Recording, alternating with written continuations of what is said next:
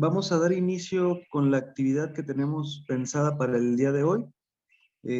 A nombre de mi compañero Carlos Rojas y su servidor Alfredo Silva, les damos bienvenida a estas actividades que planteamos por acá en el proyecto Yancia Psicoanálisis, el cual tiene la finalidad de poder divulgar el psicoanálisis de una manera democrática, dando cabida a las voces distintas que se encuentran en el mundo de la salud mental, del psicoanálisis mismo, y tratando de acortar las brechas de distancia utilizando la tecnología y tratar de generar un poquito de lazos también entre esta comunidad. Me voy a permitir presentar a Nicolás. Nicolás Cerruti nació en Buenos Aires, Argentina, se convirtió en psicólogo por parte de la Universidad de Buenos Aires, lo que tolera mejor ejerciendo el psicoanálisis. Fue primer concurrente y luego formador y supervisor en el Hospital José T. Borda. Dictó conferencias y charlas en torno a James Joyce en diversos centros de salud, buscando siempre despatologizar al artista, siempre interesado en el diálogo entre la escritura y el psicoanálisis. Ocupó cargos de dirección, edición y armado de catálogos en editoriales especializadas. Coordinó por 10 años la sección de literatura en el portal elsigma.com. Difunde entrevistas y charlas sobre experiencia de edición, literaturas y psicoanálisis. Desde el canal de YouTube Me la pasaría leyendo. Actualmente desempeña esta labor como editor freelance y como editor y cofundador de la editorial Las Furias Editora. Publicó en narrativa Disculpe las molestias ocasionadas, cuentos en 2009, La voz en off, novelas en 2012, Errancia a diario, Elogio del caminar en 2020, Mátalo en 2022, y ensayo psicoanalítico, Cuidado con la música, 2014. Lo absurdo y el humor en 2017, Usted está aquí, en 2020, y Deconstruyendo al Joyce de Lacan, 2021, entre otros libros.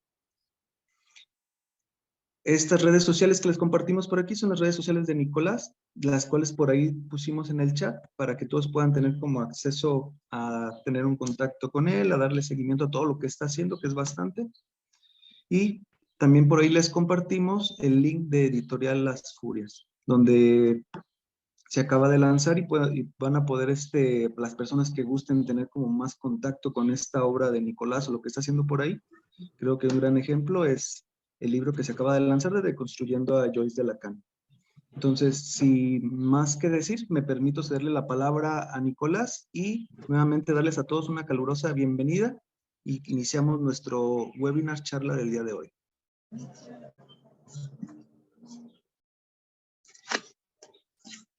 Bueno, muchísimas gracias Alfredo, Carlos y Ancia por la invitación. ¿Se escucha bien? Supongo, sí.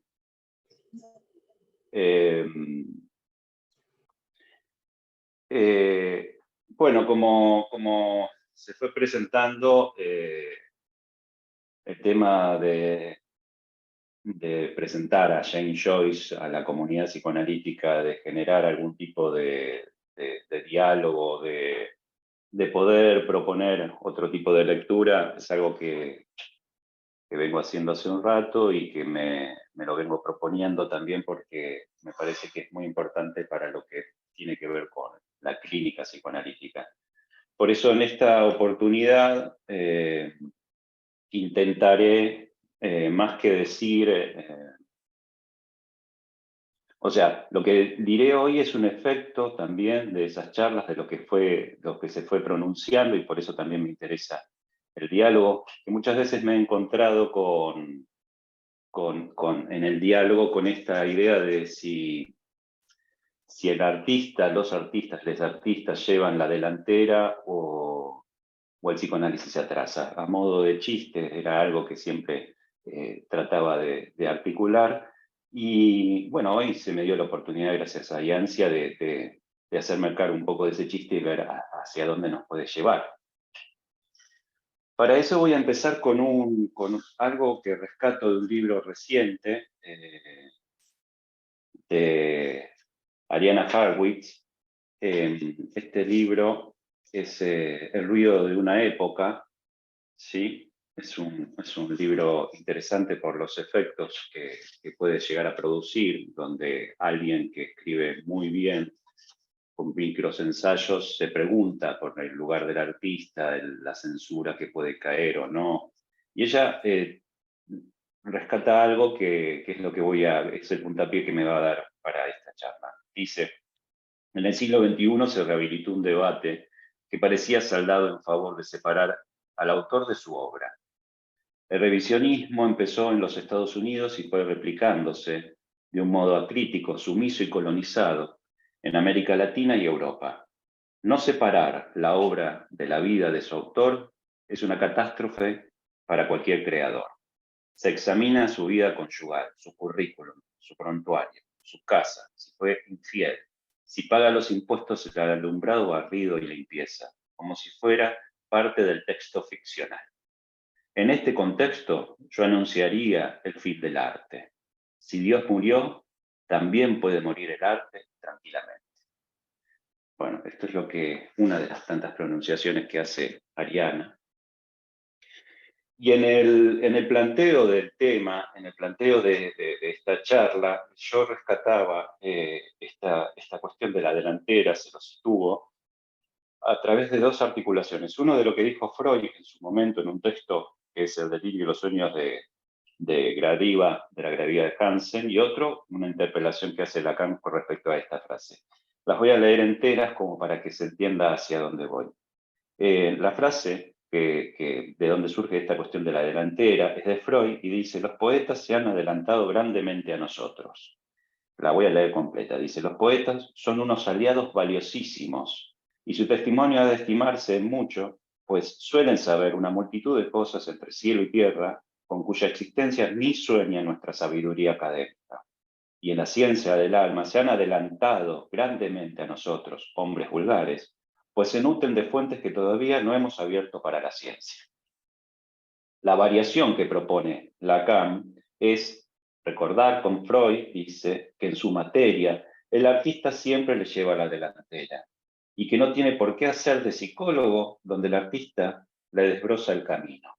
Voy a leerlo entera porque esta es una puntuación que también me brindó María Magdalena. Uno algunas veces repite frases, dice cosas y como que este poquito más nos da como la textura interesante de lo que se está diciendo. Miren lo que decía el propio Lacan. Dice, patanería, la pedantería de cierto psicoanálisis. Atribuir, por ejemplo, la técnica confesa de un autor a alguna neurosis, patanería, y demostrarlo como la adopción explícita de los mecanismos que constituyen su edificio inconsciente, necedad.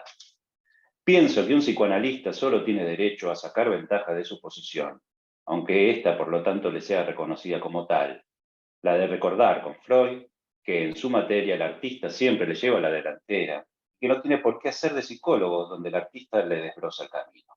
Ahí termina la cita de Lacan.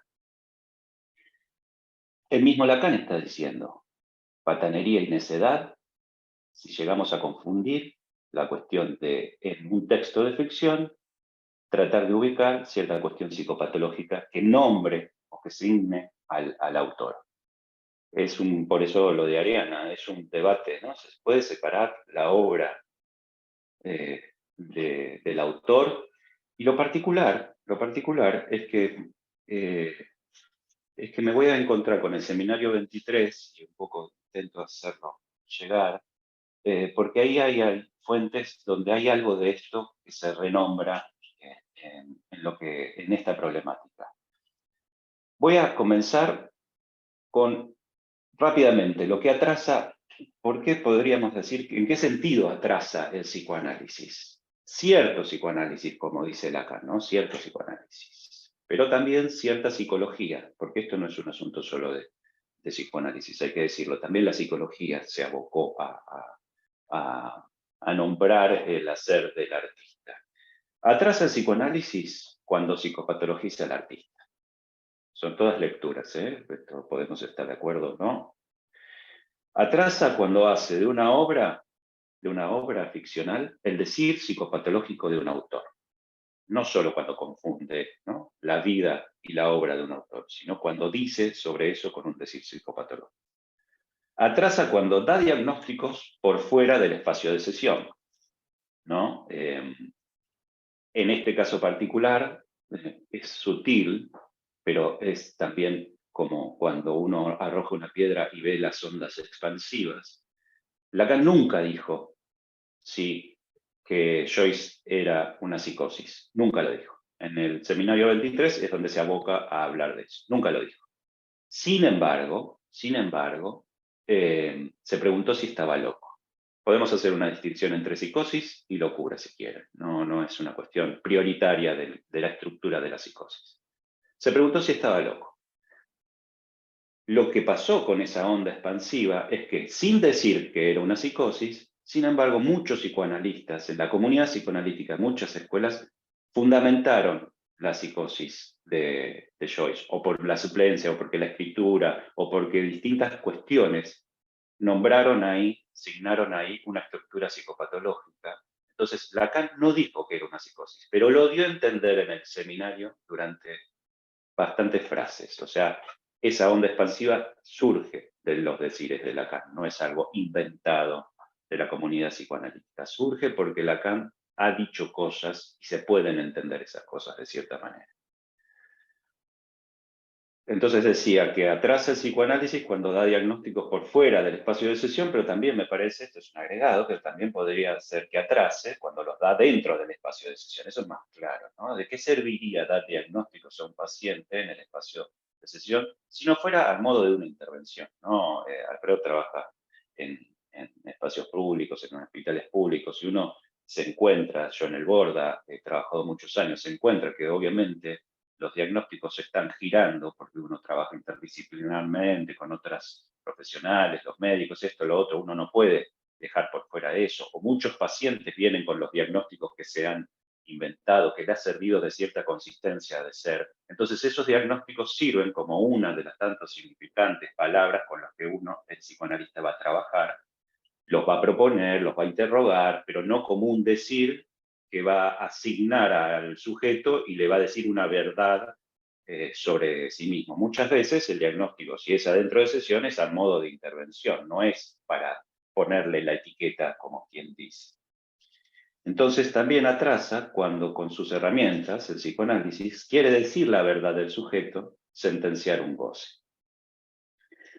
Bueno, la pregunta entonces es ¿por qué este seminario, como para ir a encarar este problema? Ustedes saben que en la obra de Freud o en la obra de Lacan hay muchos lugares donde se hacen interrogaciones sobre el artista, o se da decires sobre el artista, o sobre las obras, sin ir más lejos, sobre Hamlet o el Edipo mismo, o un montón de lugares donde se abona, se abreva de lo literario y se dicen cuestiones y hace que el psicoanálisis tenga un avance en las concepciones que se van proponiendo.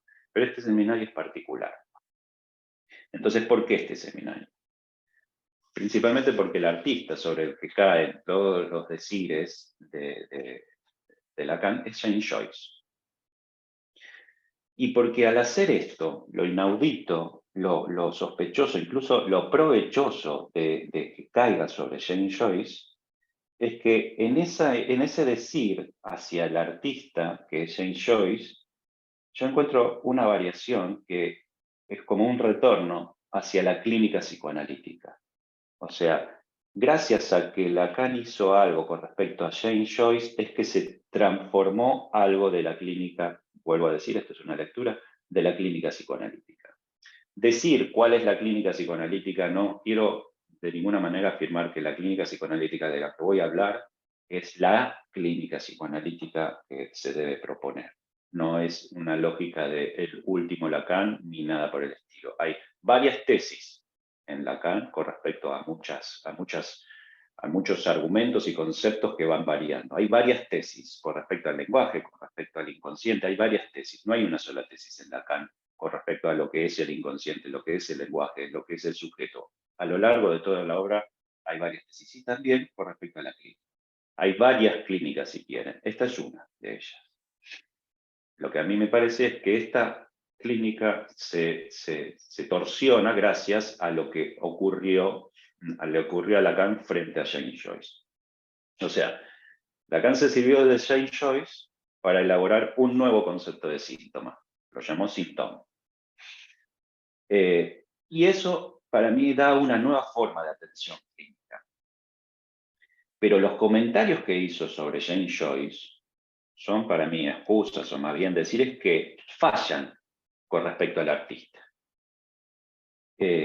Fallan con respecto a lo que se dice sobre el arte. No falla con respecto a lo que se dice sobre la clínica. De hecho, ahí yo creo que se produce un avance. Entonces, la interrogación es, ¿se podría haber dado de otra manera? O sea, ¿se podría haber generado esta clínica de otra manera? Para mí lo que acá cabe es la sentencia que dio Samuel Beckett en un texto que se ha retomado un montón. Samuel Beckett también fue secretario de James Joyce, y él dice, hay una frase escrita que es muy bella que dice, siempre fallaste, no importa, inténtalo de nuevo, falla mejor. Entonces me parece que en ese sentido Lacan, al fallar sobre el decir del artista, al fallar sobre el decir del arte, hacia James Joyce, muestra que hay una falla en el psicoanálisis y muestra que esa falla se puede capitalizar hacia una clínica distinta. O sea, que esta clínica no es sin fallar, que se comienza fallando hacia los artistas y, de alguna manera, sirviéndose de los artistas, fallando hacia el decir de los artistas, muestra cómo se avanza. O sea, hay que hacerse cargo del error y de la falla, si no es como que el discurso psicoanalítico se vuelve como una especie de decir pleno. Entonces, de decir amo, que de alguna manera no se permite la falla, pero no, hay muchas equivocaciones, muchas contrariedades, muchas ambigüedades en el decir del psicoanálisis, y es por eso que se logra cierto avance. Cuando nos hacemos cargo, o sea, el psicoanalista habilita el decir fallido, si no habilitamos el decir fallido, estamos en problemas, porque por ahí se abre la posibilidad, una de las posibilidades de decir inconsciente. Entonces, Lacan de alguna manera advirtió que comenzaba fallando, porque hace como toda una equivalencia al principio del seminario entre falla, falta, falo, pecado. Cuando dice pecado, bueno, es porque está imbuido en la cuestión religiosa de James Joyce, y entonces viene a proponer cierta lógica del fin como significante que nombra el pecado, el fin, y el sin del síntoma. Bueno, hace todo un juego de equivalencias. Empieza con el pecado, pero eso es creer que hay un origen o que podemos implementar un mito en el origen, el mito religioso, por ejemplo. Lo que a mí me interesa es que es una clínica que no deja de tener en cuenta la falla. De hecho, es una clínica que se pronuncia hacia la falla. Si ustedes la quieren ver, dentro de las elaboraciones que se propone en esta creación del síntoma, el síntoma en sí mismo no es algo, sino que es un operador sobre ciertas fallas, ciertos errores, incluso dice del nudo, o sea, es hacer con la falla, en una de las lógicas de esto. Y a mí me parece que en el seminario ese hacer con la falla es hacer con los artistas.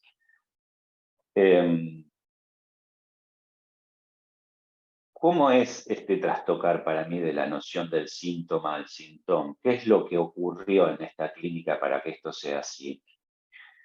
Lo que me parece que hay que tener en cuenta es que esta clínica es una clínica del nudo Borromeo, que es una clínica que no se sirve del significante del nombre del padre como único recurso. O sea, por ejemplo, el significante del nombre del padre no es el único recurso, pero es lo que, teniendo en cuenta eso, vamos a hablar de las clínicas de las estructuras, ¿no? Si está forcluido, si está reprimido, hay consecuencias, hay distintas estructuras con respecto a eso. Entonces es una clínica que tiene en cuenta el significante del nombre del padre como para dirimir ciertas estructuras.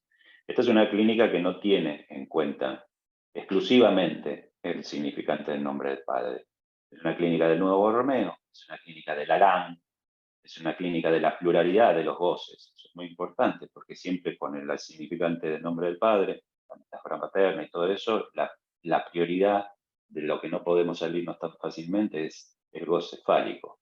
Y acá hay una pluralidad de goces, el goce del sentido, el goce del otro que no existe, el goce fálico, hay una pluralidad de goces. Ya venía habiendo una pluralidad de goces cuando ya empezaba a interrogarse por el goce otro, el goce femenino y demás. Entonces, pero eso estaba en conjunción con cierta lógica justamente de un padre, de la castración, del significante del nombre del padre, etc. Es una clínica entonces de alguna manera que va más allá del padre. Y el arte de alguna manera también hace con eso. No todo el arte, porque no vamos a hacer una generalidad. El arte ficcionalmente también hace con eso. No todo el arte hace con ir más allá del padre. Pero Lacan creyó ver en James Joyce y por eso introduce a James Joyce algo que confirmaba sus hipótesis.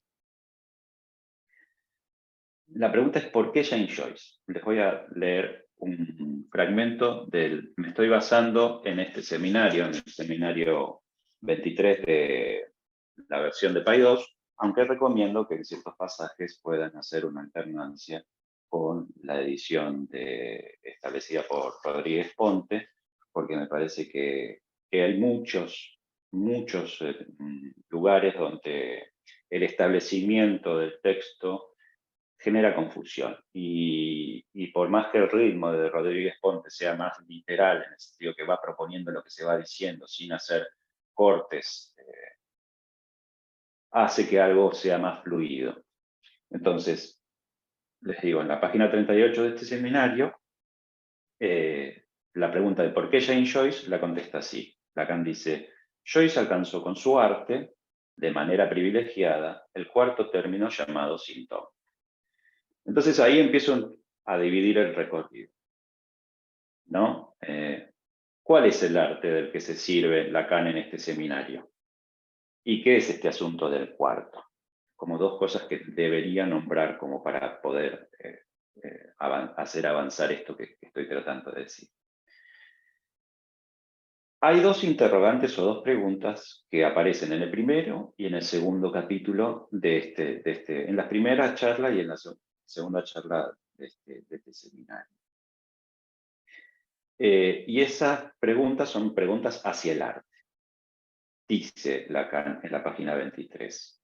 ¿Cómo el artesanado, puede desbaratar, si puede decirse así, lo que se impone del síntoma, a saber, la verdad?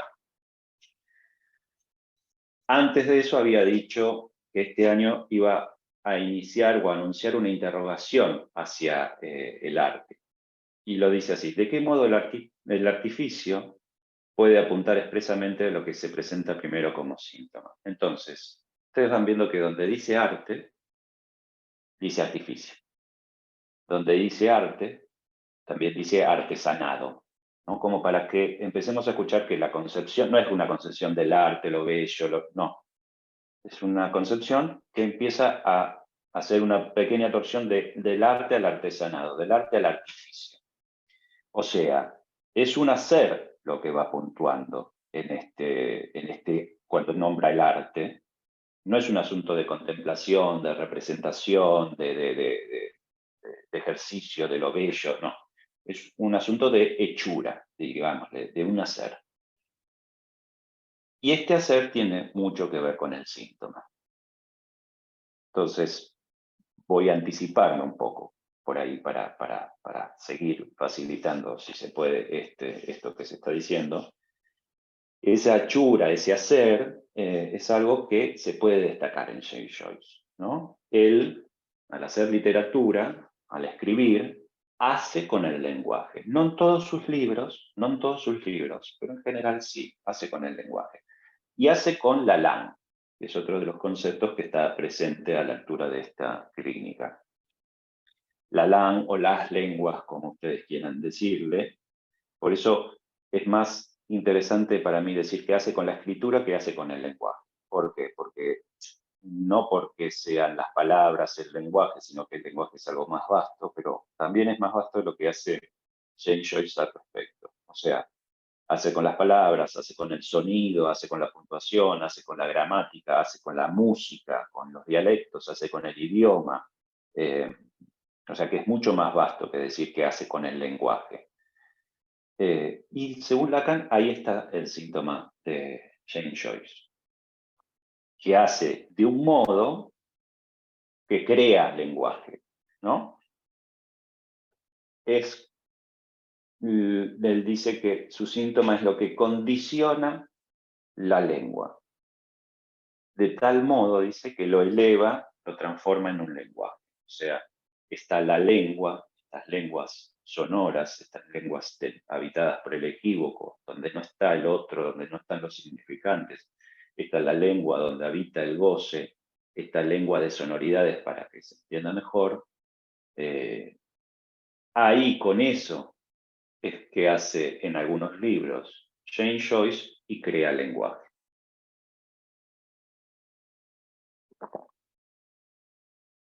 Esto de que condiciona la lengua, me parece que la palabra condiciona es una palabra clave, porque es en parte nombrar el hacer de James Joyce, pero que también lo que no se ve es que muchas veces hay un hacer de James Joyce con respecto a esto, hay un trabajo del artista con respecto a este condicionamiento que se le impone y que gracias a eso genera ciertos lenguajes. Porque muchas veces se lo nombró, esto es uno de los efectos, como si fuera un elemento al revés, como que lo condiciona a James Joyce. De hecho, hasta se ha nombrado como las palabras impuestas, o sea, no es que él condiciona, sino que fue condicionado. Y acá Lacan nombra, en principio, como el síntoma de James Joyce, es eso que produce, condiciona y genera lenguaje. Es como si dijéramos que el síntoma con su síntoma James Joyce hace lo que hace el inconsciente con la lengua. O sea, una elucubración de saber. Pero James Joyce no hace una elucubración de saber, hace una elucubración artística. No es que lo que da como efecto, lo que genera como efecto es un saber no sabido, como es el inconsciente. Lo que genera como efecto es una elaboración artística. Y entonces cada quien también tendrá que hacer con eso. ¿Sí? También tendrá que leer ahí con eso. También condición me parece que es una palabra clave porque Lacan se pregunta si Joyce, ¿no? Para pensar el inconsciente, se pregunta si el nombre del padre era un elemento incondicionado. O sea, él se pregunta por el lugar del padre en James Joyce y genera esa pregunta. Este es uno de los amantes. ¿Puede ser o no un elemento incondicionado el significante del nombre del padre, toda esa referencia? O sea, lo que se entendía hasta el momento es que tanto por su ausencia o por su presencia, ese era un elemento que generaba una condición. Entonces, ¿y si no está esa condición? O sea, condición de estructura, por ejemplo, dijimos antes, ¿no? Dije, y si no está esa condición, ustedes deben saber que entonces él venía haciendo una pluralidad de los nombres del Padre, no estaba hablando de un significante y de sus efectos, ya había pluralizado los nombres del Padre, ¿no? Ahora, ir más allá del Padre, ¿sí? Él lo nombra, Lacan, es a condición de servirse de él, dice, en la página 133. Voy a leer la cita entera porque me parece que nos puede servir. Dice, la hipótesis del inconsciente, como subraya Freud, esto es interesante porque es poner al inconsciente en un lugar de hipótesis, no de algo confirmado, ¿no? Es una hipótesis y esto es lo que hacía Freud, ponerlo en el lugar de la hipótesis. La hipótesis del inconsciente, como subraya Freud, solo puede sostenerse si se supone el nombre del Padre. Suponer el nombre del Padre ciertamente es Dios. Por eso, si el psicoanálisis prospera, si quieren podemos decir avanza, prueba además que se puede prescindir del nombre del Padre. Se puede prescindir de él con la condición de utilizarlo. Entonces ustedes ven que acá hay ya en Lacan, mira, está diciendo, bueno, a ver, ¿qué es esta clínica? ¿Qué es este psicoanálisis? Ya no la clínica, el psicoanálisis. Sin tener como referencia el nombre del Padre como elemento incondicional. ¿Qué sería una clínica sin que sea esa la condición clínica para ver o escuchar a nuestros pacientes? Si es una estructura así, si es una estructura así, ¿qué sería una clínica más allá del nombre del Padre o más allá de... Entonces empieza a haber torsiones más allá del Padre. ¿Qué decía la cita de Ariana al inicio? Ella decía en el final que en este contexto, donde no se diferencie el autor de la obra, dice, yo anunciaría el fin del arte. Si Dios murió, también puede morir el arte tranquilamente. Lo que no se agrega, eso de Dios ha muerto, es un decir que viene heredado y uno de los que lo pronuncia es Nietzsche. Lo que no se agrega, lo que no se comenta por lo general, es que cuando Nietzsche hizo esa elaboración, que cayó como un martillo, ¿no? Dios ha muerto, él agregó, porque nosotros lo hemos matado, ¿no? Los humanos, ¿no? Hay una segunda muerte en Dios, no es una primera muerte, es la segunda muerte, ¿no? Y que el arte muera, en ese sentido, también es porque nosotros lo podemos matar. O sea, los psicoanalistas también podemos matarlo en ese sentido. Y quiero ser claro, ¿cuándo lo matamos? Lo matamos cuando, como en el chiste, lo explicamos, ¿no? Y nos dejamos que lo que tenga para decir, como el chiste, se diga en esa, no sé, esa trepidación de placer, en ese goce que nos provoca.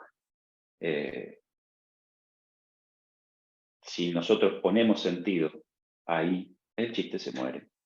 Y hay algo de esto que ocurre también.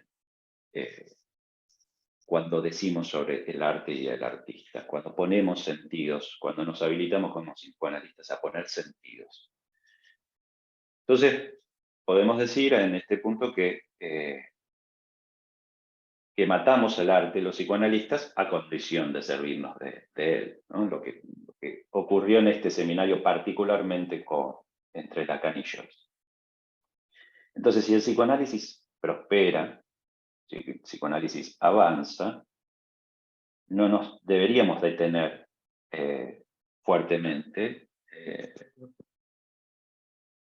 por pasar por el nombre del Padre, porque lo vuelve a poner como condición.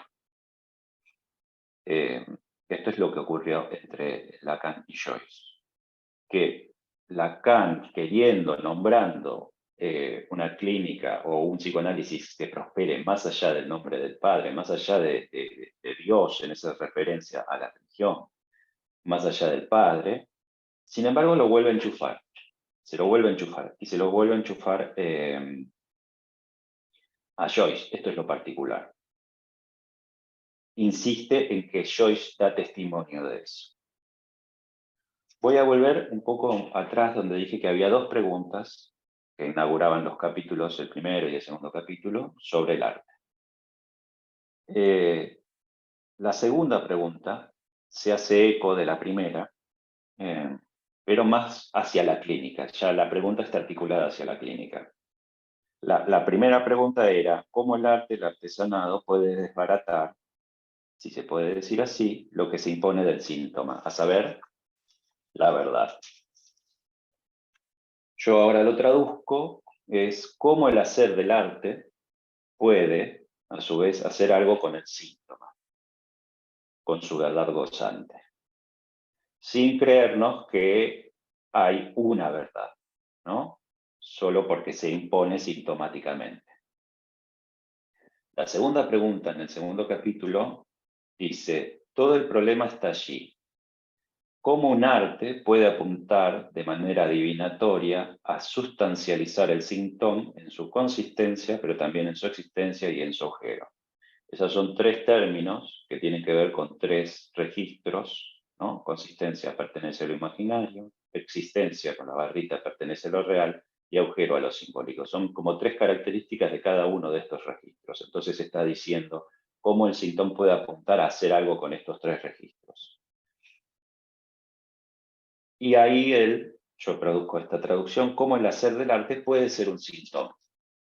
Lo interesante, me parece que en este seminario, dice, el hacer del arte, ¿sí?, del artista, y el hacer del analista es un hacer que los homologa, y en la página 133 dice, pienso que el psicoanalista solo puede concebirse como un síntoma. Es un hacer como el síntoma, no de otra manera. ¿Qué hace con los tres registros? O sea, este síntoma es un cuarto, y ahí vuelve, y ahí aparece este cuarto con el que decía que se dividieron los caminos. Y el psicoanalista, tanto como el artista, hace en su arte como el síntoma. O sea, enhebra, trabaja, articula, si quieren, cuerpo, lo imaginario, lo real y lo simbólico, la palabra, el otro. Trabaja con los tres registros. Pero esta es una clínica de los tres registros más un cuarto. Y en eso está la singularidad de esta clínica.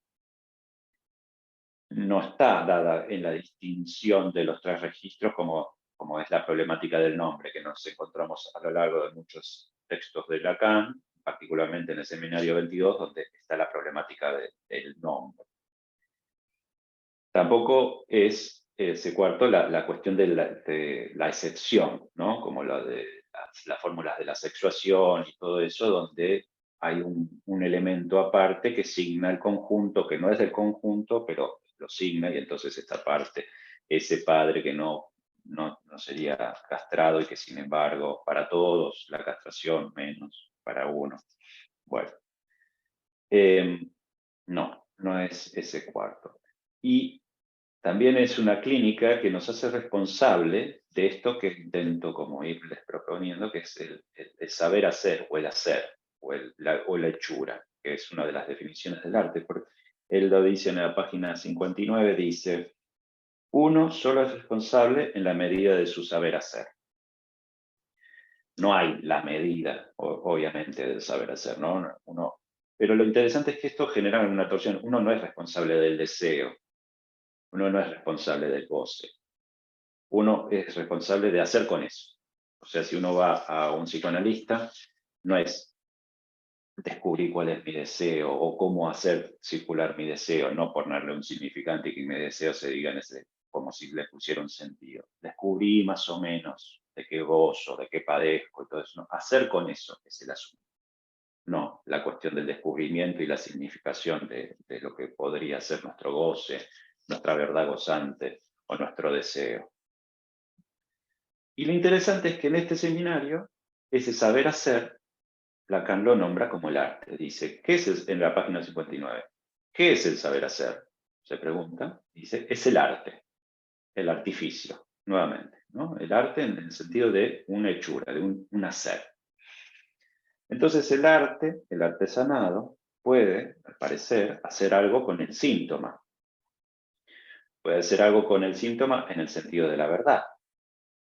No para fundar una verdad, ¿no? No para hacer de la verdad una determinación. Ya sabemos que la verdad tiene forma de ficción, pero no importa. Siempre en un psicoanálisis, cuando hay algo de la emergencia del inconsciente, se lee como una verdad, y esa verdad, aunque sea subjetiva, se lee como la verdad. Entonces, no es para hacer, ¿no?, de esa verdad una determinación, o de nuestra forma particular de sufrir una verdad, sino es para desbaratar que eso sea así. Esto es lo interesante. Que nuestro particular modo de sufrir, de padecer, de gozar, no sea nuestra única verdad, ¿no? Como una verdad. Como que quien dice de aquello de lo que sintomatizas sos, ¿no? Como que le dé estatuto de ser o que te signifique, que dice una verdad de uno. No. El arte, el artesanado puede hacer algo con el síntoma, y es en ese sentido, ¿no?, que el psicoanálisis puede también hacer algo. El síntoma a esta altura de lo que va transmitiendo Lacan en este seminario él lo nombra, y lo nombra criticándolo a Freud, es el Edipo, es el nombre del padre. Estos son síntomas psicoanalíticos. El Edipo, el nombre del padre. El padre lo nombra como un síntoma. Y son todos nombres que propone como el cuarto de Freud, ¿no? De que se agarró Freud para leer en la clínica. Sin embargo, lo que me parece que hace Lacan es que no se queda en la denuncia, sino que hace un invento de síntoma, ¿no? El síntoma no es el síntoma. Y por más que, como le estoy diciendo, quiere sacar al síntoma del lugar del padre, ¿no? Como vimos, el padre puede ser un síntoma y demás, lo quiere sacar del lugar del padre y quiere anunciar un más allá del padre. Lo particular es que se sirve de James Joyce como para volverlo a enchufar, ¿no? Dice, por ejemplo, les voy a leer algo que dice en la página 165. Dice, lo que atañe al nombre del padre es la medida en que Joyce testimonió sobre él. O, otra cita, dice, Joyce ya señala y muestra que toda la realidad psíquica, es decir, el síntoma, depende en última instancia de una estructura donde el nombre del padre es un elemento incondicional. O sea, él puede ir más allá del nombre del padre, puede servirse de él para ir más allá, pero a Joyce lo nombra en ese lugar, como que es el que, y otra cita más, el otro en cuestión se manifiesta en Joyce porque en suma carga con el padre. A lo largo del seminario hay un montón de estas cosas, ¿no? Como enchufarle a Joyce que carga con el padre. Entonces, como ven, buscando la singularidad del decir, del hacer de James Joyce, se encontró con el síntoma. Y en el síntoma, todo lo que fui definiendo, incluido el padre. O sea, buscando la singularidad de Joyce, se encontró con el síntoma, y en el síntoma se encontró con el padre, porque es una de las cosas que dice. La cuestión es cómo salirnos de ese síntoma, que es un síntoma psicoanalítico, en definitiva. Haciendo con este. Haciendo con este. O sea, el síntoma refiere a una historia, el síntoma refiere a una marca gozante, el síntoma refiere a un lazo con el otro con mayúscula, ¿no? Etcétera, etcétera. ¿Cómo hacer con esto? Recuerden lo de la cita, si el psicoanálisis prospera, si avanza,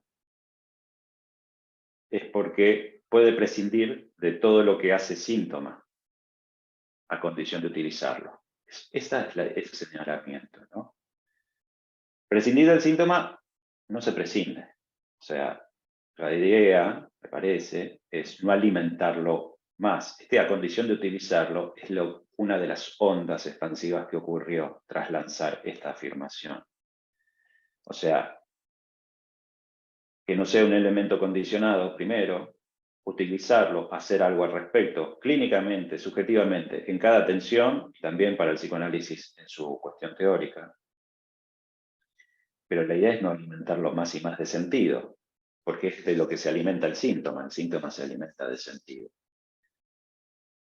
Entonces, para mí esa es una de las vías del psicoanálisis con respecto al arte, ¿no? Es prescindir de a condición de utilizarlo, dejar de darle sentido al arte, al artista, definirlo, proponerlo como esto que decía, una psicologización de la obra y confundir el autor, que está plagado este seminario de eso, donde hay un elemento ficcional y se lo imputa a Joyce y no a la lectura de ese elemento ficcional, ¿no? Como si un personaje le pasa tal cosa, en realidad es James Joyce. Esto que Ariana estaba diciendo que no hay que confundir porque eso sería, bueno, mucho del seminario hay en ese sentido. Lacan mucho trabaja diciendo lo que James Joyce supuestamente en la obra ficcional podríamos confundir autor y obra. Bueno, entonces es se puede servir del arte, de alguna manera, para prescindir del arte. Trabajamos con disciplinas distintas.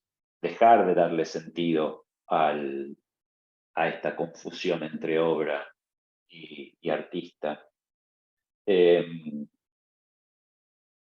Dejar de darle sentido y también proponer alguna interrogación con respecto al saber de los artistas, ¿no? Porque me parece que si seguimos dándole sentido a eso, que analizamos como arte o que analizamos como artista, ¿no? Indefectiblemente haremos un síntoma, que es, en ese sentido, algo que me parece que Lacan articuló en J. Jones. Entonces, lo que esta charla, y ahora me voy a detener para ver, podemos conversar, tal vez se interroga en esta oportunidad es si el padre es un síntoma, ¿no? Si salirse del padre, si ir más allá de él, si está habilitado en cierto psicoanálisis, ¿no? Lo que me parece que el seminario este muestra es que gracias a James Joyce y todo eso, gracias a todo lo que estoy diciendo que le imputaba, también se está interrogando qué es una clínica más allá del nombre del padre, más allá de que sea un elemento condicionado. Y lo que yo le agregaría es, ¿está habilitado en el psicoanálisis una clínica donde ese elemento, el padre, el significado, se haga a un lado? ¿Está habilitado para no entronizar al psicoanálisis en algún punto con sus distintas figuras y maestros en el lugar del padre? ¿No? ¿Qué es una clínica psicoanalítica sin que sigamos sosteniendo figuras del padre en todos nuestros maestros, en todos nuestros, ¿no? En todo lo que leemos y demás? O también interrogarse si hay algo de eso verdaderamente o no. No sé cómo se vivirá en México, ciertas enseñanzas, ciertas lecturas y demás. Acá hay una disputa importante que tiene que ver con el liderazgo, con los lugares de poder, con qué se lee, qué no se lee, a quién se pronuncia, a quién no se pronuncia, que tiene que ver con ciertos lugares de cómo se sostiene el discurso psicoanalítico en cierto uso del discurso amo. Bueno, hasta acá. Charlemos. Ok, entonces les voy a pedir que si alguien tiene alguna participación, alguna duda, puede alzar mano virtual o abrir un micrófono y ponerlo como de manera ordenada para poder interactuar. Adelante, por favor.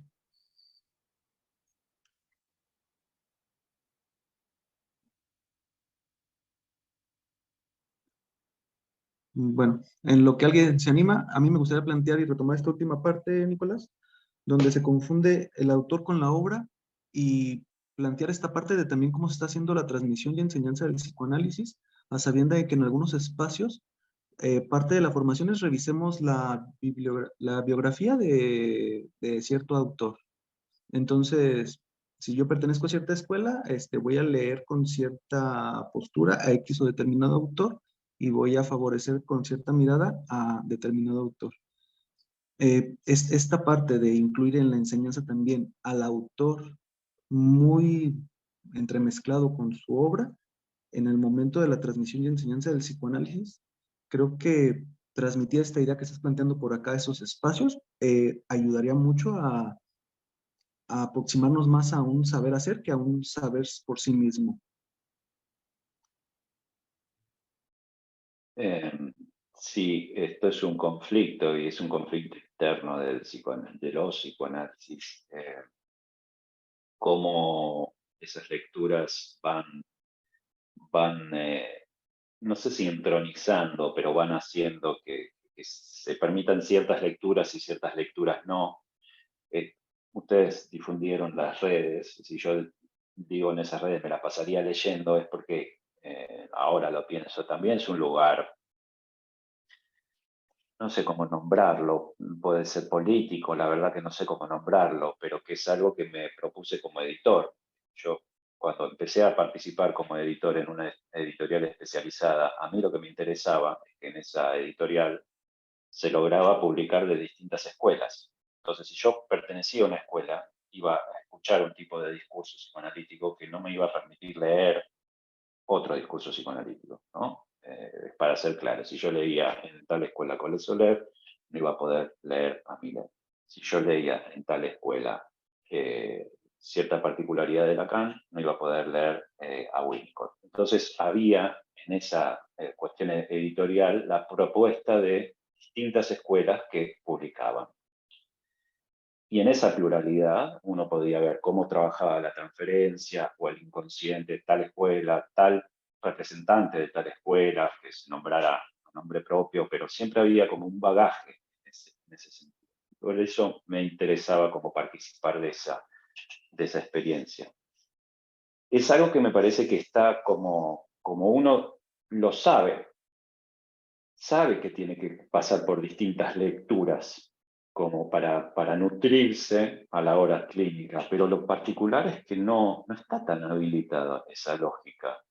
Y me parece que en ese sentido el psicoanálisis hace síntoma, porque no es una cuestión banal, es una cuestión firme de las escuelas. Uno si va y empieza a leer a alguien que por ahí esa escuela asignó como el enemigo, empieza a ser mal visto por su grupo de pares y no es cómodo trabajar así cuando estás leyendo y tratando de avanzar hacia el psicoanálisis, ¿no?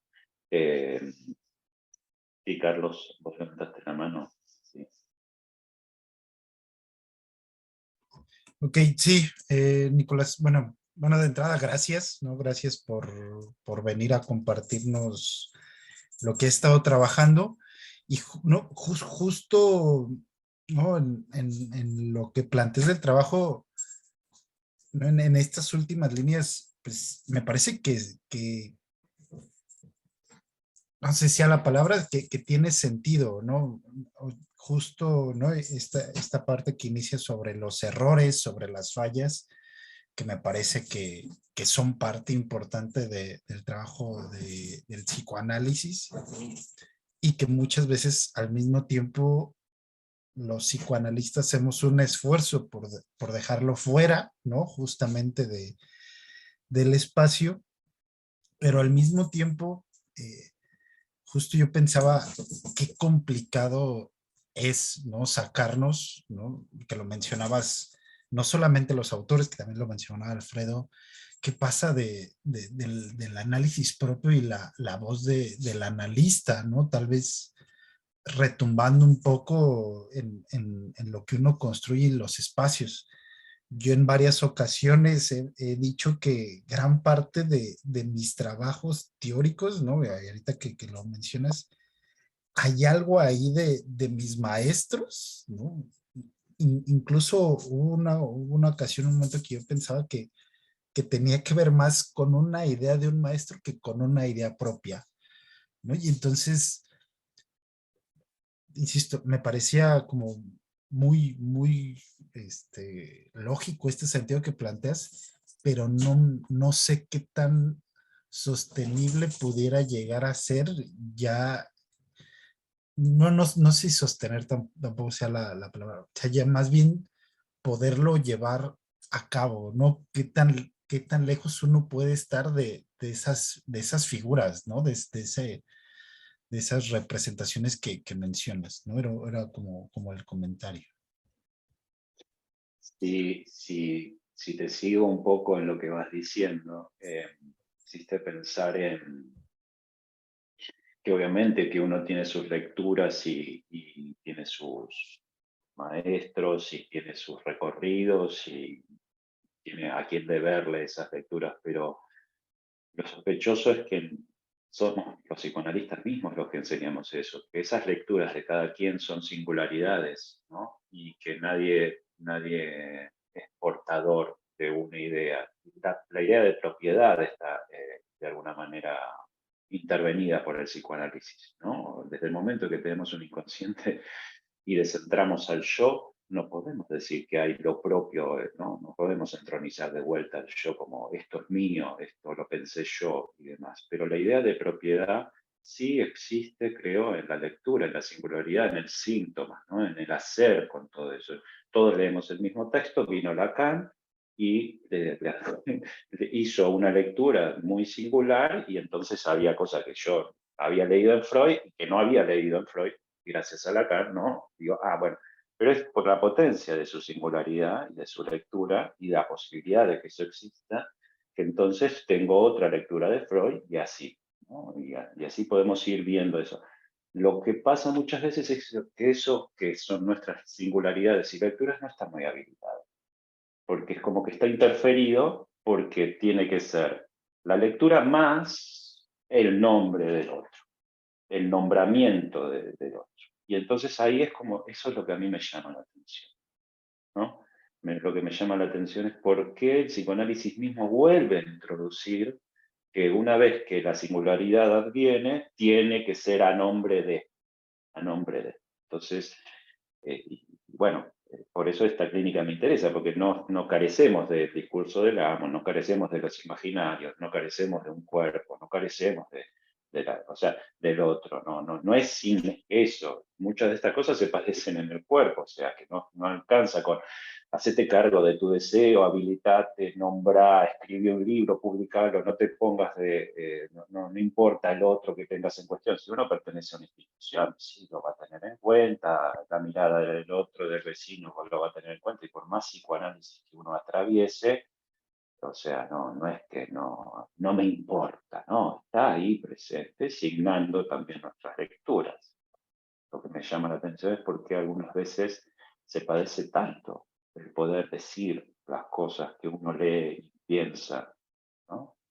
María Laura, Alberti. Sí, mira, me encantó la charla, lo que compartiste. Eh, yo pensaba en esta necesidad, no soy psicóloga, ¿sí? Ante eso. Eh, en este deseo de análisis del analista,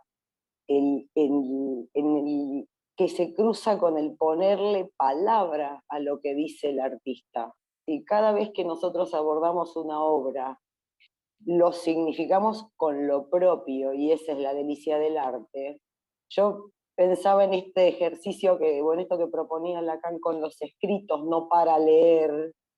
El arte es no para ponerle palabra, más allá de que le ponga palabra al espanto, no es una palabra que uno pueda utilizar como herramienta de comunicación para todos, porque cada uno va a hacer una significación diferente, aunque coincidan significaciones de una obra. Entonces, en este decir, leerlo como palabra, lo que hace un artista, ¿no? Esa necesidad de juntar el sujeto a la palabra como sujeto, el artista y esa obra con la misma función de una palabra. O sea, cuesta un montón separar la obra del artista, como si fueran lo mismo. Y eso es el don del artista, precisamente poder en esa obra separarse de algo, ¿no? De algo al menos, de eso. Eso quería compartir. Bueno, muy difícil, no solamente para los psicoanalistas, sino para cualquiera que le guste el arte. Esto, es más, pasa desapercibido, o sea, la obra y el artista como que son cosas diferentes, como que fueran, no solamente para los psicoanalistas, no son lo mismo, y ese es el don del artista.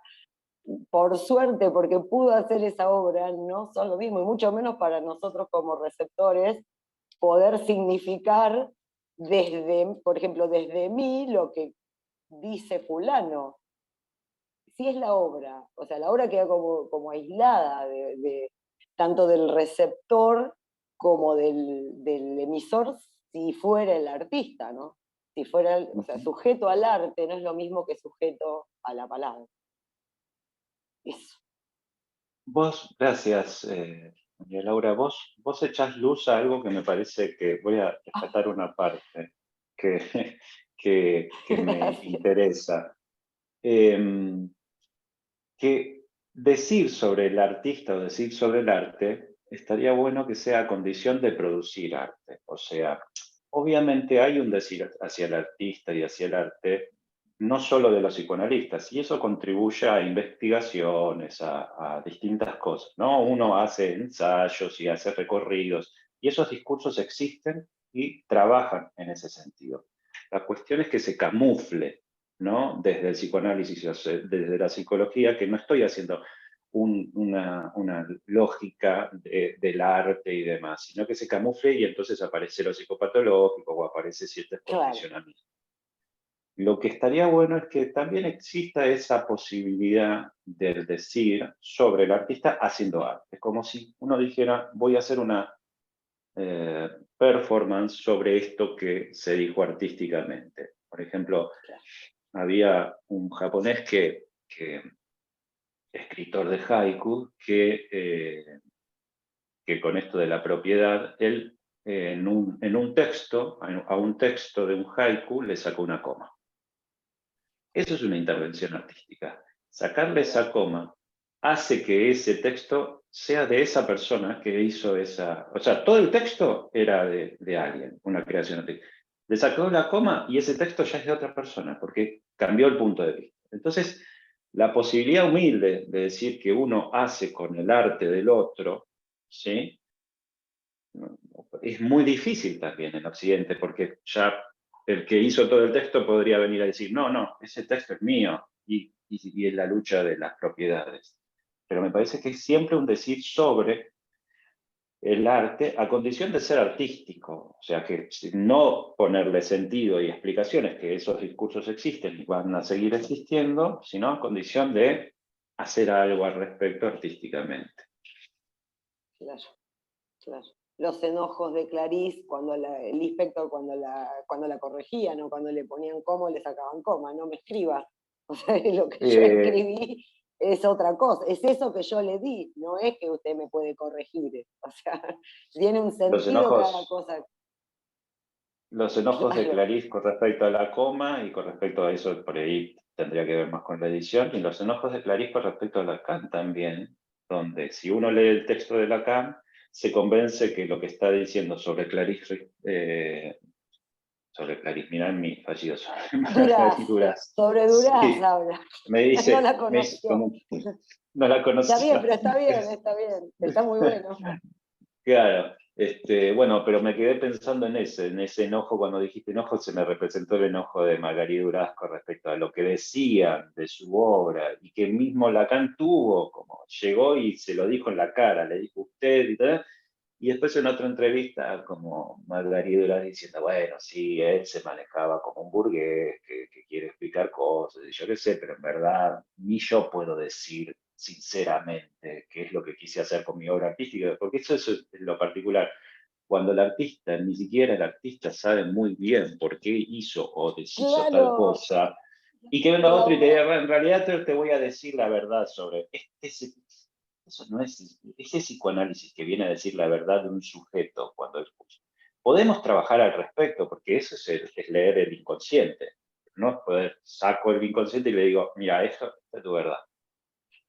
Artística, del decir y demás, eso es lo raro. Si no nos lo proponemos clínicamente, ¿por qué lo vamos a proponer para una obra artística? ¿Por qué vamos a autorizarnos a decir la verdad del sujeto? Esa verdad incluso psicopatológica, esto es lo raro que pasa.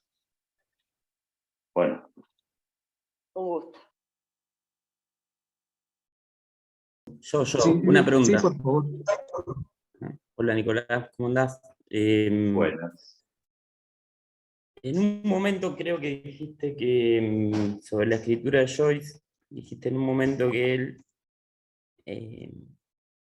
parte de lo que se puede ahí como leer de su obra es que hace con el lenguaje, dijiste en un momento, ¿no?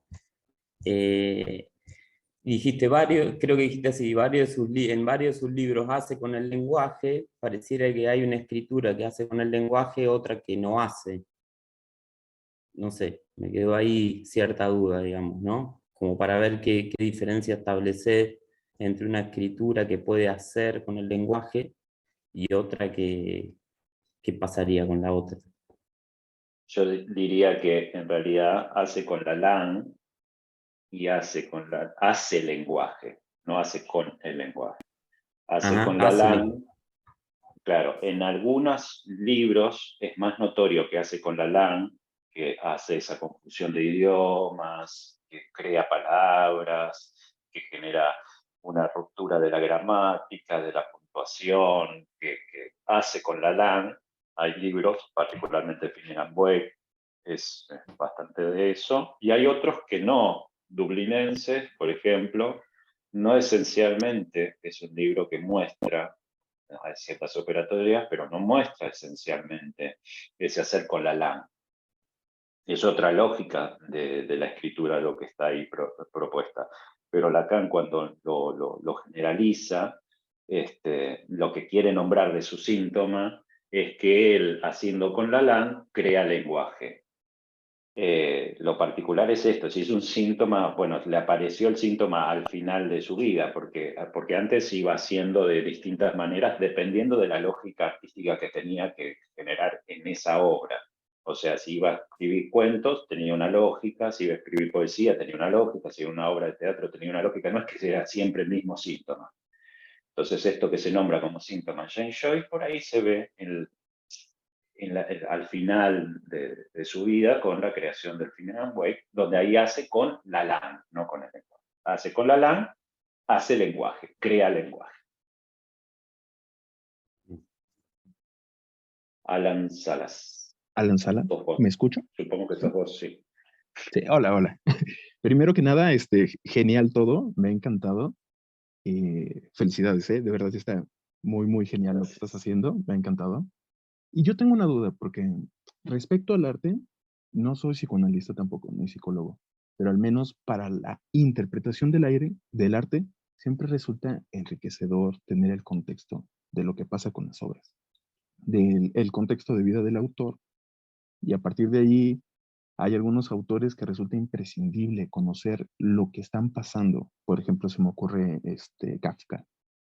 Si no conocemos lo que ocurrió alrededor de él, puede ser bastante menos atractivo leer su obra. Tiene hasta sus cartas a su padre. Parece ser que es algo inherente. Él es su obra también. Y respecto a literatura más actual, con la autobiografía, es casi inseparable poner el arte y el artista. Son una extensión uno del otro. Entonces, ¿cómo podría funcionar esto que nos dices con ese tipo de arte que parece alimentarse tan fuerte de la experiencia personal, que parece tener que ser hasta explicada porque hay poéticas que empiezan a surgir de la explicación del mismo proceso artístico? Entonces, ¿cómo podríamos separarlos y parece ser parte de? Bueno, es muy interesante lo que propones porque claramente es algo que es un desarmador de estas lógicas que se proponen en el seminario. Sin tener en cuenta el contexto, es muchas de las brutalidades que las lecturas psicoanalíticas han generado. O sea, por ejemplo, en la lectura de Lacan tienen en contexto un libro, hace el decir de un libro, hace como si fuera el decir sobre el cuerpo de James Joyce. Rescata una escena ficcional de un libro y habla del cuerpo de James Joyce. Y el cuerpo de James Joyce es un cuerpo vital que ha atravesado un montón de cosas. Entonces, si uno no lo pone en contexto, ¿no? Es como esto, se los voy a poner muy claro. Rescatar y decir que James Joyce trabajó durante 17 años en una obra y decir que ahí se puede ver que en esa extensión de la obra, 17 años, eso habla sobre el goce de James Joyce, cómo quería hacer con eso. Si no leemos el contexto, donde en esos 17 años se mudó de país, se ocupó de la familia, se iba quedando ciego y se operaba los ojos, y cuando se operaba los ojos tenía que quedarse 3 meses encerrado en una habitación porque le dañaba en ese momento operarse los ojos, implicaba ir a operarse los ojos a otro país, volver, más problemáticas múltiples que tenía James Joyce a la hora de lo económico, mientras era docente de inglés. Entonces, esos 17 años estuvo nutrido de su vida, nutrido de un montón de problemáticas. Entonces decís, bueno, ahí en realidad estaba su voz cuando el tipo tenía que mirar con una lupa las pruebas de Galera. Entonces, ¿qué estamos hablando? Hay algo que si no se tiene en cuenta el contexto, fallamos y fallamos grandemente a la hora del decir sobre el artista. Y lo otro que vos estás diciendo también, bueno, nos llevaría una largo recorrido de lo que es las poéticas, cómo se usa eso a nivel ficcional, cómo los artistas, los escritores, por ejemplo, hoy en día pueden hablar de lo biográfico. En el caso de James Joyce, lo biográfico, una escena retratada biográficamente, si servía para la ficción era retratada de una manera, y si servía para la ficción era retratada de otra, pero era la misma biografía la que había alimentado esa ficción. Entonces, decir que si yo escribí este texto y estaba basado en mi biografía, es lo que me pasó, es no poder leer que lo que hace el artista es agarrar la biografía y elaborar un montón de problemáticas que al pasarlo a la ficción, ya la lectura del mismo artista sobre su vida es una lectura ficcional, genera lógicas ficcionales. Entonces no puedo yo de ninguna manera decir lo que escribiste sos, lo que escribiste te pasó, lo que escribiste y articulaste en verdad dice, esa es la dificultad, ¿no? Que se permite. Hola, Carlos. Hola, Nico. Nico, te escuché muchas veces hablar de Joyce, ya lo sabes, pero hoy escuché esto que le contestaste a mi tocayo Patricio respecto de hace con la lang y produce lenguaje. Me gustaría que amplíes un poquito eso de produce lenguaje, por ejemplo, con Finnegan's Wake, porque no termino de entenderlo. Esto es la lógica que puntúa Lacan. Produce lenguaje como el inconsciente produce lenguaje, o sea, produce ciertos significantes, produce cierta lógica de lazo, produce cierta frase fantasmática, produce lenguaje también es como lo que se interroga Lacan en el seminario y se maravilla. Es como alguien proponiéndoselo artísticamente, es como si dijéramos cómo alguien pudo producir un inconsciente, ¿no? Proponiéndoselo en el ejercicio artístico de la escritura. Entonces proponer que produce lenguaje como el inconsciente que está estructurado como un lenguaje, o sea que hay ciertas frases que logran la pluralidad del equívoco como una frase fantasmática, ¿no? Que se puede leer de una manera, pero también se puede decir que está diciendo otra cosa, y es la misma frase escrita. Esto es lo que, por ejemplo, Lacan le maravillaba. Cómo alguien trabajando con la LAN, con el lenguaje, puede producir que una frase se escriba en un idioma y al ser leída se diga la pronunciación sea la pronunciación de otro idioma, de la confluencia de eso, ¿no? Esto. Claro. Es un poco por ahí. Gracias. De nada. María Magdalena. Hola. Quería decir algo con respecto a algunas cosas que estaban hablando antes, sobre la importancia del contexto que vos mencionabas, Nicolás, y también sobre los diferentes tipos de escritura en Joyce, ¿no? Cuando decías que no es lo mismo la escritura de Joyce en el Finnegan's Wake que en Dublidenses, que estaba pensando que el año de publicación del Ulises, que si mal no recuerdo fue en 1920, coincide con la publicación de Trilce, un poemario del poeta peruano César Vallejo, en donde también hay neologismos, ruptura de la gramática y mucho juego con el lenguaje, ¿no? Digo, había una búsqueda de experimentación literaria en ese momento que no se puede, digamos, desconocer y soslayar a la hora de leer tanto el Ulises como el Finnegan's Wake. Eso, nada más. Digo que si uno lee Trilce de Vallejo, se va a encontrar con lo mismo, digamos, en un punto. Exacto, hay un contexto en la vida, en la propia vida del artista, y hay un contexto más, pertenece a una cultura. Claramente Joyce era un gran lector, y si se lo interrogaba, muchos de los juegos que va proponiendo y demás, no es que nacieron de él, ya, no. Se lo encontró, los capitalizó. Él dice que la lógica del monólogo interior tenía que ver con el lazo con su mujer, pero tenía que ver con el lazo con un libro que había encontrado de Dujardin, ¿no? Que se había encontrado con ese decir, o sea, que es un gran lector, y cada vez que él se proponía una escritura, se iba a nutrir de un montón de literatura para ver cómo abordaba ciertas problemáticas en lo que estaba escribiendo, o sea, que no era todo una cuestión de su trabajo sintomático, no, el tipo iba y leía y a ver cómo resuelve la escena tal persona y a ver qué decía tal otro escritor, y que era la escritura de ese momento, y también se iba para atrás. Fine Gaboy está basado también en un montón de canciones populares, o sea, que no es la musicalidad en el lenguaje y la lángua ni nada demás, no, era el oído, que tenía que ver con ciertas, o sea, por ejemplo, hoy leer Fine Gaboy por el contexto no tendría mucho sentido, porque hay un montón de cuestiones culturales de las que se vio nutrido el texto a través de James Joyce, que hoy por ahí no nos causarían ninguna gracia. Entonces, esas cuestiones también importan. Él pertenecía a una cultura que estaba moviendo no solo él, la cuestión del lenguaje, la cuestión de los interrogantes, o sea, él pertenecía a una cultura que estaba haciendo algo que no era inédito, era algo que tenía que ver con su trabajo de lector también. Sí, la verdad que me resulta súper placentero escucharlos a todos. Me lleva a pensar en Spinoza también, a quien Lacan, lo único que leí de él fue el Seminario 11, y me lleva a pensar también a una indeterminación, ¿no? Que me parece que es lo que se está planteando, la indeterminación. No sé, es lo que en este momento estoy pensando, tengo que procesar lo que escuché, me gustaría volver a escucharlo, si me lo puedes mandar me encantaría, pero la verdad les súper agradezco. Gracias, Andrea, por tus palabras.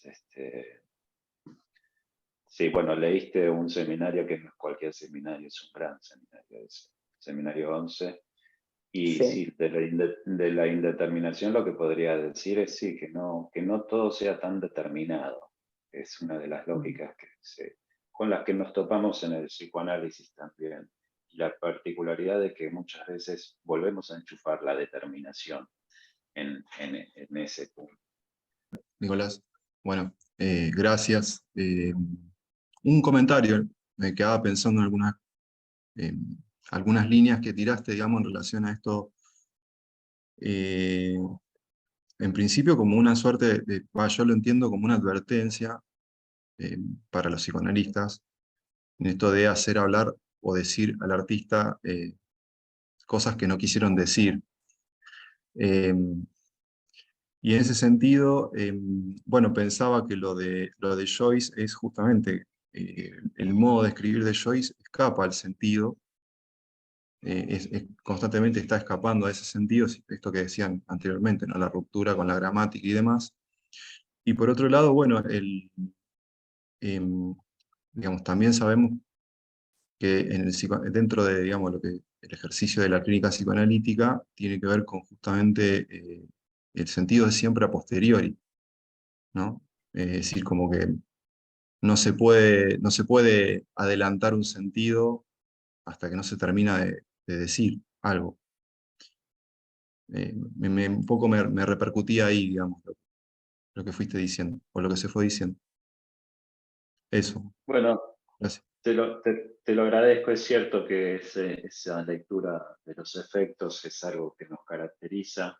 Yo creo que he sido en ese punto, yo lo leí antes a Joyce que a Lacan, y entonces tal vez esto es lo que a mí me generaba cierta fisura cuando en un momento vi que lo que estaba diciendo Lacan de Joyce, yo decía, pero este no es el Joyce que yo conozco, y me lo tuve que ir a leer de vuelta, todo Joyce, pero a través de como había pasado con Freud, a través de la lectura de Lacan, y también no me generaba ruido. Entonces, creo que sí, que es a través de los efectos, y y que gracias a eso, si hay un sentido, no es que no nos vamos a quedar sin sentido, gracias a que leemos efectos, es que podemos hacer algo al respecto. Y por eso es importante, como decía Alan, ¿no? Como la cuestión del contexto, no es leer un efecto en sí mismo y demás, y hacer de eso una determinación, una generalización y demás, sino un efecto en un contexto, en una particularidad, que también va a lo de Ariana. Es como, estamos participando de una época que quiere decir sobre los efectos rápidamente, ¿no? Y hay algún aspecto de cancelación en todo este sentido. La idea es como un poco, sabemos que eso nos lleva a repetir ciertas cosas y a negar otras, entonces es como más que nada, es como abrir el juego a que nada, que si se puede no estar psicopatologizando al artista, ya con eso estaría buenísimo, ¿no? Que nos pase como psicoanalistas. Así que, bueno. Ok, entonces no nos queda más que agradecerte, Nicolás, agradecer a todos los que se han tomado su tiempo de reunirse por acá, las aportaciones. El objetivo de tener este tipo de charlas es promover, divulgar, y creo que a partir de hoy voy a integrar la palabra hacer algo, más que enseñar algo. Entonces, te agradezco mucho, Nicolás. Ha sido muy cálido en el contacto, en el seguimiento que has tenido con nosotros por acá. Quisiera que también mi compañero Carlos diera unas palabras de despedida. Yo con esto me despido y agradezco a todos. Sí, no, igualmente, Alfredo, gracias a todos por estar por acá, gracias a los comentarios, a animarse a participar, obviamente a Nicolás. Creo que la mayoría de los que estamos por acá nos llevamos muchas cosas para pensar respecto del trabajo que cada quien hace, y creo que eso es una parte importante, y que por ahí dejamos un par de enlaces para quienes llegaron un poquito tarde. Ahí están las redes sociales de Nicolás. Les compartimos un pequeño link aquí en México, no sé si en otros lugares lo encuentren, del libro, por si quieren acercarse al libro de Nicolás. Y también, ¿no? Ya que estamos varios por acá, pues hacerles la invitación a Yancia. Como lo mencionaba Alfredo, pues lo que creemos es, lo que intentamos hacer es crear diálogos. Pues cualquier persona que le interese aportar algo respecto al psicoanálisis o algo que aporte al psicoanálisis es bienvenido. Gracias.